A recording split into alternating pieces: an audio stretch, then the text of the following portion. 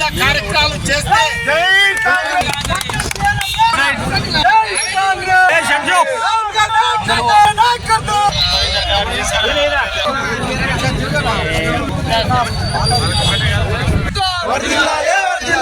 అరవై 69 లక్షల మంది రైతుల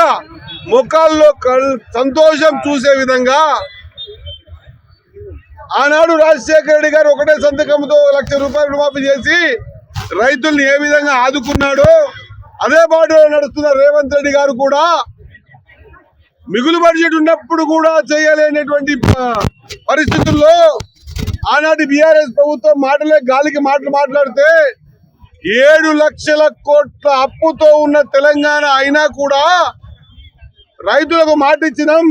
ఆ మాట నిలబెట్టుకోవాలనే కాన్సెప్ట్ తో మా అందరినీ కూడా 3 సార్లు పిలిపించి మాట్లాడి ఖచ్చితంగా రైతుల రుణమాఫీ చేయాలనే నిర్ణయం తీసుకొని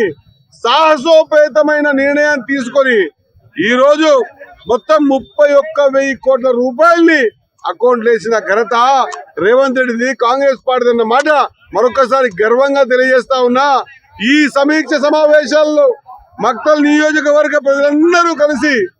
నన్ను ఎమ్మెల్యేగా పంపించి ఒక రైతు బిడ్డగా ఉన్న నన్ను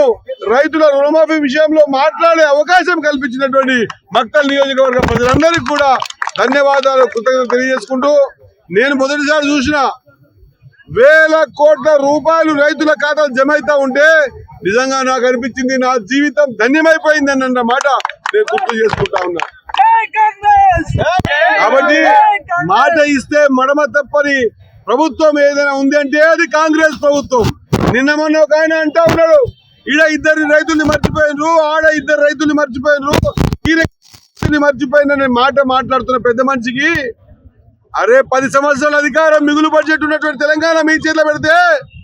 మొత్తం రైతుల్ని మర్చిపోయిన మీరా మా గురించి మాట్లాడారన్న మాట మరొకసారి తెలియజేస్తా ఉన్నా. కాబట్టి సోదరులారా, సాహసోపేతమైన నిర్ణయం తీసుకొని రైతుల ముఖాల్లో సంతోషం చూసినటువంటి రేవంత్ రెడ్డి గారి కాంగ్రెస్ పార్టీ ప్రభుత్వాన్ని రైతన్నలు కూడా మనస్ఫూర్తిగా ఆశీర్వాదం చేయాలని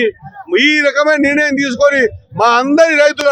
ముఖాల్లో సంతోషం. అసలైన తొలి వెలుగు. ఫాలో వాట్సాప్ @తొలి వెలుగు official.